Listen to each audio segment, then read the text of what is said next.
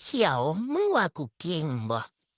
กูกับลูกกูนี่เก่งขนาดเลยมึงว่าบ่กูสามารถทำลายล้างทุกสิ่งทุกอย่างได้ในพริบตามึงว่าลูกกูเก่งบ่มึงเบิ่งโอ้ยลูกกูเป็นตาฮักคัก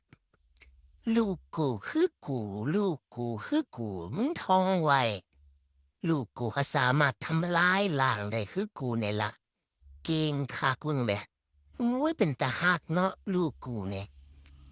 ลูกกูก็คือกูคักเบิ่งขาวจานผ่านเลยมึงว่าบ่แต่สะอ่อนบ่กูเก่งบ่เขียวโอ้ยมึงคือสิสะอ่อนกูคักเนาะมึงเบิ่งเอาโลดตื่นขึ้นมามึงก็เห็นโลดขาวปานดอกฝ้ายพู้นแหล้วเบิ่งแน่ลูกกูโอ้ยเป็นตาซังคักแต่ละตัวตาบ้องแบ้วมึงจะตีมันได้ลงบ่มึงว่าอือ มึงกล้าตีมึงก็ตีโลดพุ่นน่ะโอ้ยข่าวจานผ่านเต็มล้านบ้านเลยเป็นทศอ่อนแฮงเบิ่งแล้วมันก็งามเด้เนาะเขียวมึงว่าบ่